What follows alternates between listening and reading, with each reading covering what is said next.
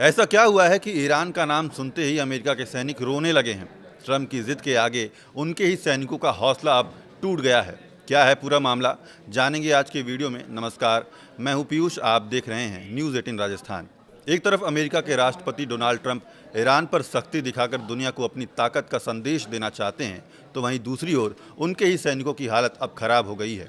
अमेरिकी नेवी का सबसे बड़ा और आधुनिक युद्धपोत यूएसएस जेराल्ड पिछले 8 महीनों से लगातार तैनाती पर है और अब इसकी तैनाती फिर से बढ़ा दी गई है, जिससे जहाज पर तैनात हजारों सैनिकों और उनके परिवार पर भारी दबाव पड़ रहा है। परिवार से दूरी सैनिकों को हर पल रुला रही है।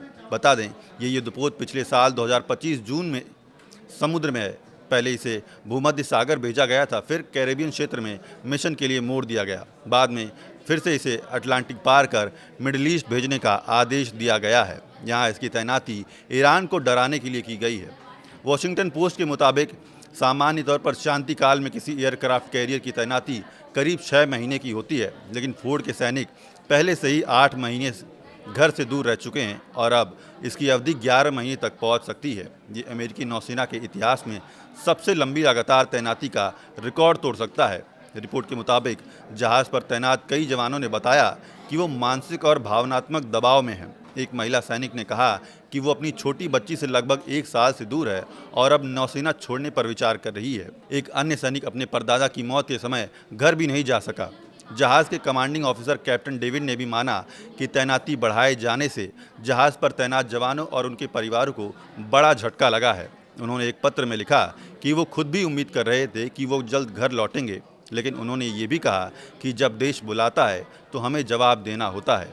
करीब 5000 जवान इस जहाज़ पर तैनात हैं, जिनमें कई 20 से 25 साल के बीच के युवा हैं, जो पहली बार इतने लंबे समय तक घर से दूर रह चुके हैं।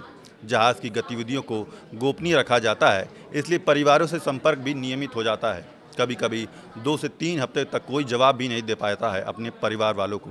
लंबी तैनाती का असर अब जहाज़ पर भी दिख रहा है। रिपोर्ट के मुताबिक जहाज़ के सीवेज सिस्टम में दिक्कतें आई हैं और कई टॉयलेट काम नहीं कर रहे थे, जिसकी वजह से सैनिकों को इंतज़ार करना पड़ता है। पूरे जहाज़ पर 650 टॉयलेट हैं, जो वैक्यूम टेक्नोलॉजी से चलते हैं। हालांकि नौसेना का कहना है कि समस्या नियंत्रण में है और मिशन पर इसका कोई असर नहीं पड़ रहा है। कुछ परिवारों ने भी अपना दुख साझा किया है। एक मां ने बताया कि फरवरी की शुरुआत में वो अपने बेटे को लेने के लिए जाने वाली थी, लेकिन तैनाती बढ़ने की खबर सुनकर प्लान रद्द करना पड़ा है।